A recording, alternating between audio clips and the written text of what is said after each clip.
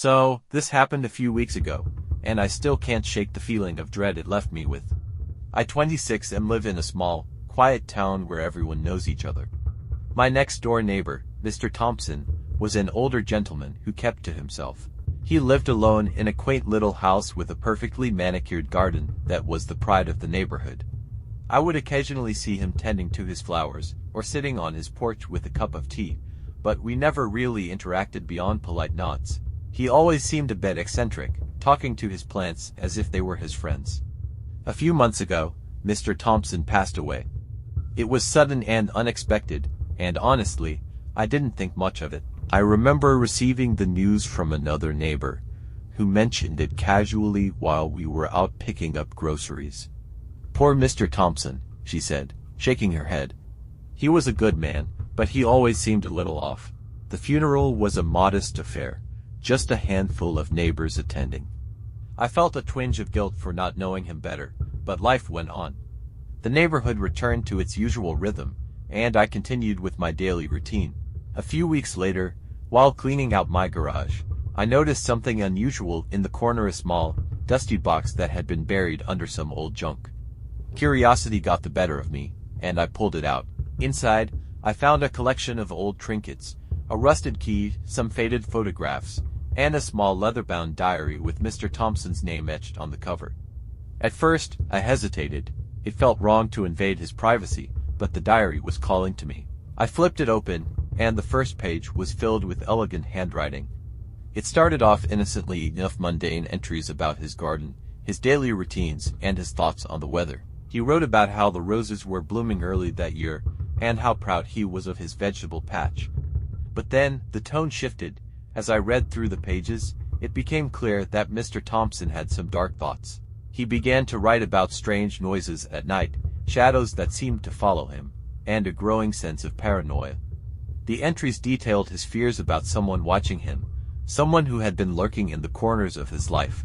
He mentioned seeing a figure outside his window, always just out of sight, and how it made him feel sick with fear. My heart raced as I read on. The entries grew darker and more erratic, filled with ramblings about rituals and protection spells. He described how he had taken to sleeping with a knife under his pillow and how he would hear whispers in the dead of night. I could feel a chill creeping up my spine as I realized the paranoia had consumed him. The words spilled out in a frantic manner, a man slowly losing his grip on reality. Then, I reached a final entry dated just a few days before his death.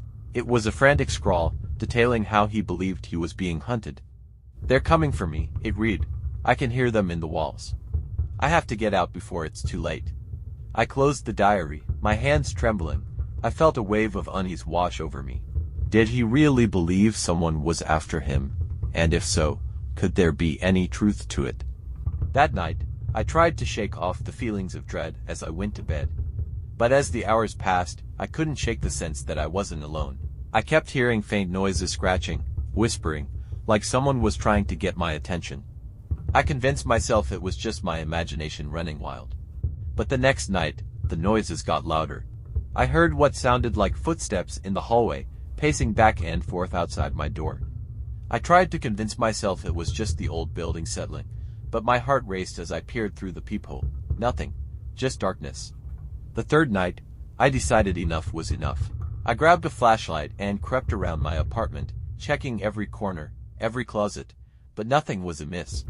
I returned to bed, feeling foolish. Then, it happened. In the dead of night, I woke up to a soft whisper, right next to my ear.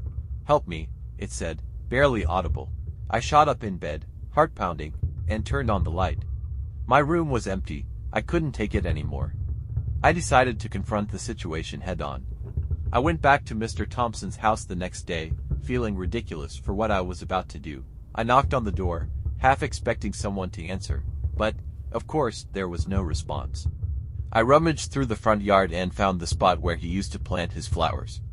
There, beneath the dirt, I dug and uncovered a small, locked box. Inside, I found a collection of strange symbols, herbs, and what looked like a makeshift altar. It was disturbing, to say the least. I felt like I had stumbled upon something I shouldn't have. With trembling hands, I examined the contents of the box. The symbols were foreign to me, and I couldn't decipher their meanings. There were dried herbs that smelled faintly of something sweet but rotting. I felt an overwhelming urge to leave, to wash my hands of this entire situation, but a part of me was too curious. As I stood up, brushing off the dirt from my hands, I glanced around the garden. It was eerily quiet, as if the world had paused. Suddenly, a gust of wind swept through, making the branches sway ominously. I shivered, feeling a presence behind me. I turned quickly, but no one was there. I couldn't shake the feeling that I was being watched. I hurried back home, my heart pounding.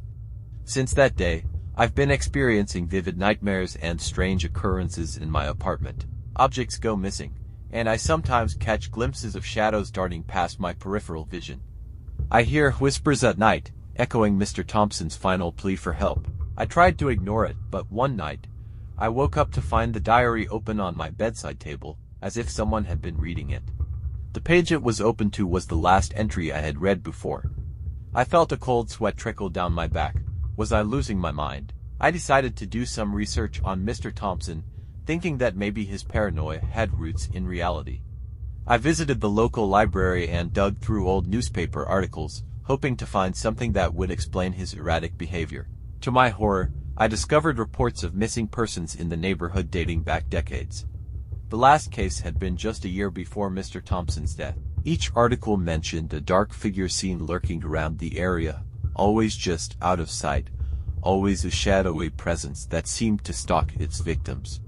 The hair on my arm stood on end as I realized that Mr. Thompson wasn't just paranoid, he might have been onto something. That night, I barely slept, tossing and turning as the whispering continued. I couldn't tell if it was in my head or if something was truly there, but the sounds grew louder, more insistent. "Help me," it echoed, weaving through my dreams and waking moments. I decided to reach out to a friend, Sarah 27F, who was more open-minded about the supernatural.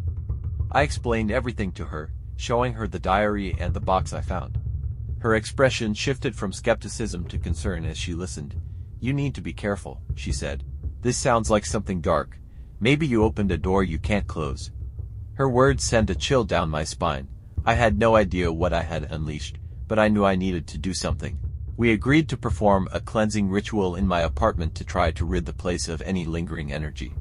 That weekend, she brought over candles, sage, and a collection of crystals she swore would help protect us. As we prepared for the ritual, I felt an unusual heaviness in the air, like the atmosphere itself was charged with energy. Sarah lit the sage, and the fragrant smoke began to fill the room. I closed my eyes, focusing on the intent of the cleansing, when suddenly, the lights flickered. I opened my eyes, startled, and the temperature in the room dropped sharply. The shadows around us seemed to deepen, and I could hear the whispers again, louder now, almost angry. "Help me," it screamed, piercing through the silence. I felt a surge of panic, but Sarah held my hand tightly. "Stay focused, don't let it in," she urged. As we chanted, the shadows began to swirl around us, forming a shape in the corner of the room. I couldn't make out any details, but it felt like something was fighting against our efforts. The whispers crescendoed into a deafening roar, echoing through my mind. Suddenly, everything went dark. The candles flickered out, and I felt a cold wind rush past me, extinguishing the sage. I was thrown backward against the wall, and Sarah screamed. The room felt alive with energy, a dark force pushing against us. When the lights flickered back on, I found myself alone. Sarah was gone. Panic surged through me as I called her name, but there was no answer. I sprinted to the door, but it wouldn't budge. The whispers grew louder, filling my ears with a cacophony of voices. Finally, the door swung open, and I bolted into the hallway, searching for Sarah. I stumbled into the common area of the building, breathless and terrified, but she was nowhere to be found. Days turned into a blur of fear and isolation. I didn't dare sleep, haunted by the whispers and the dark presence that had taken hold of my life. I had to leave, to escape whatever had been awakened by my curiosity. I packed my things and moved out of my apartment, hoping to find peace somewhere else. But even now, I can still feel it lingering, just beyond the edges of my mind. Sometimes, I hear whispers in the night, echoing Mr. Thompson's plea for help, reminding me of the dark secret I uncovered. If anyone has any advice on how to cleanse a space or protect yourself from whatever this might be, I'm all ears. I just want to feel safe in my own life again.